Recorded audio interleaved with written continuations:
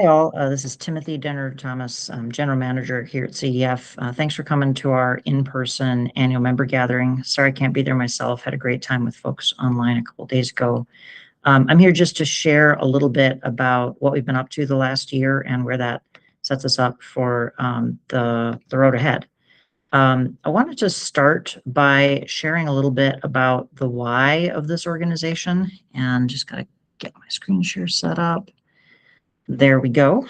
So a lot of you are very familiar with this, but this co-op is really about building wealth for our member households across Minnesota through the energy system and creating ways for people to participate in ownership and shaping what our energy future looks like. This is all about really making clean energy and energy efficiency and all that transition deeply accessible and affordable. Across all of our programs, it's about eliminating those upfront costs and delivering energy savings, particularly for low-income folks and folks who are really struggling with energy bills. It goes beyond just the cost savings to really focusing on how do we stabilize our cost of energy and kind of get off this treadmill where utility bills just keep going up, and instead shift to a model where we own and control our energy together. And when there's profit generated from that, that's shared among all of us. And I really want to highlight that this model has been a game changer in Minnesota. We're really seen as a leader, in state legislative spaces, regulatory spaces, and in local government for how do we make the transition to clean energy in a way where we can all come along. I wanted to focus on some of the kind of features of the landscape we've been working in in 2025. Some of this is going to be obvious. Energy prices are rising rapidly. A lot of that's due to, what's happening right now in the Middle East and, severe weather disrupting supply chains for fossil fuels. We're really vulnerable as long as we're kind of stuck in that dependency cycle. But it's also about the growing demand for energy that's coming from data centers and AI and rising electrification, like electric vehicles and heat pumps and all of that. And some of those things are the direction we need to be heading in, but a lot of it is things that aren't helping our community very much and just driving up our cost of energy.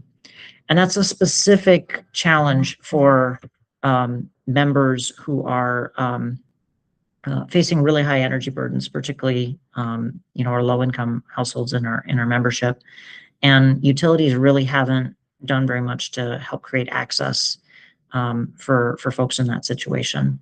2025 was challenging because the federal government really tried to pull the rug out from under efforts like what we've been up to.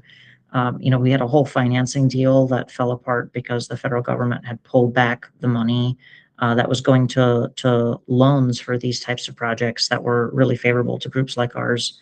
And that meant we had long delays in financing and had to restructure all of our loans and equity investments. And they also sunset the tax credits for solar projects, for future projects that we develop going forward. But thankfully, they did it in a way where we were able to lock in a whole bunch of new project opportunities that we'll talk about in a little bit.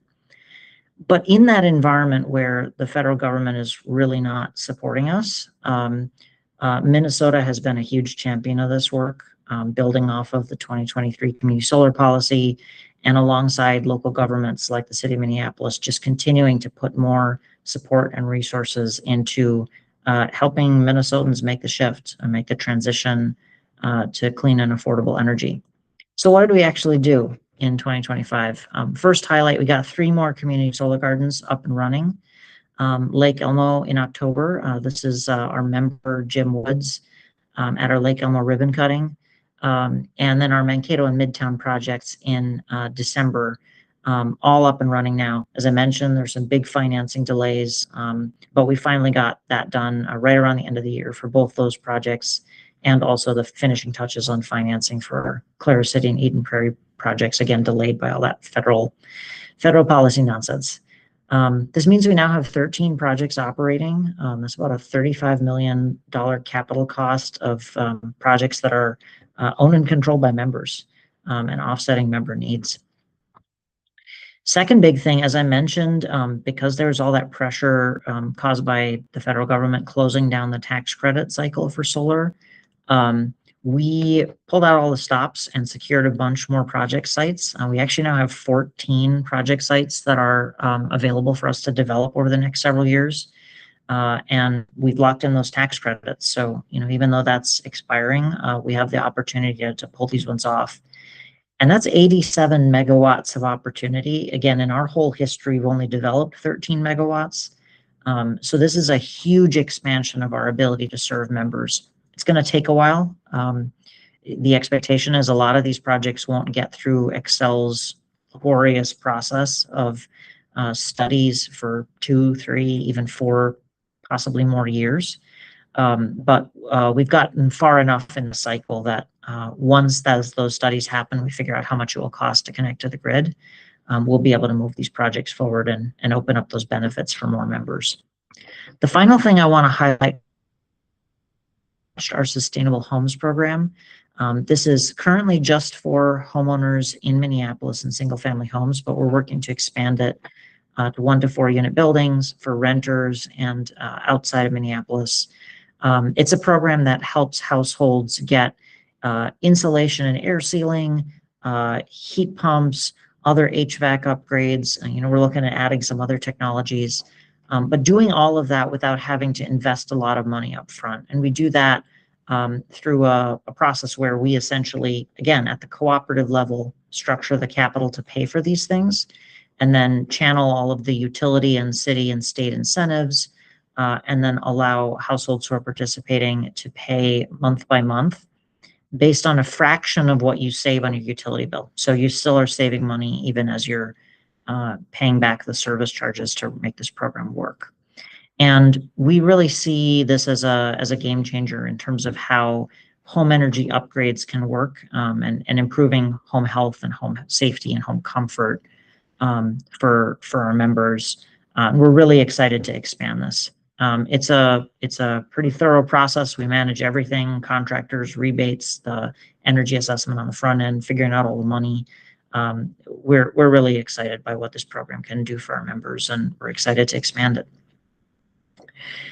To give a really quick overview, this gives us a path and a landscape where we're not just a community solar provider. We have a series of offerings. The ones in green here are already in action. Again, community solar is kind of the focus and the powerhouse. It's the easiest, most accessible, most scalable thing. We're really growing out that Sustainable Homes program that I just mentioned. And then we do also have this affordable solar program, which is kind of on and off. It's based on limited state incentives, but we continue to roll that out for low-income homeowners and renters in ways that are really deep savings for those members, great for CEF, but we can't do a whole lot of it. We do also have a program in development. You should talk to Paolo, who's in the room there, about setting up geothermal district heating and cooling systems. These are basically ways to heat and cool whole neighborhoods without having to depend on natural gas, again, where the cost keeps going up and it's also polluting our homes. And then we're in the very early stage on a model for distributed power plants. These are ways to network energy solutions that our members have in their homes to provide greater, more stable energy supply for whole communities, whole neighborhoods, in ways that can also generate revenue for our members. This is kind of a vision of a whole package set of services that we can offer to our members, and really start to move in the direction of being a primary energy supplier for our communities. So we're very excited about developing out that vision in the years ahead. I wanted to highlight that really for the first time with these new community solar projects and these other business models that are in the works, we really have, for the first time ever, a pathway to really being sustainable and scalable as an organization. And I've been working on this 17 years, and it's taken a long time to get to this point. But as you can see here, we're starting to get to that point where the projects we built and the new projects we're building are really catching up to all the investment that we've had to make over the years into building a stable organization. And we have a couple years coming up where we are expecting some operating shortfalls, just because a lot of those new projects haven't come online yet, and our existing projects haven't reached the point where they really start to pay off their debt and buy out the investors and deliver all those extra benefits to the co-op and its members. But what we see here is a long-term future, starting especially when some of those new community solar projects are coming online around 2029 or so, where we are going to see a lot of excess benefit coming back to the co-op, which will allow us to pay off a lot of the preferred stock and all of that we've accumulated over the years, and also really start to dig in on that member dividends and member profit distribution, and also the question, like, what should we invest in together? What types of solutions do you want to see this co-op pursue? This is a really exciting phase of our co-op's development. I want to highlight that we are opening up a new member preferred stock offering, and Pine, who's here today, can talk to you a little bit more about that.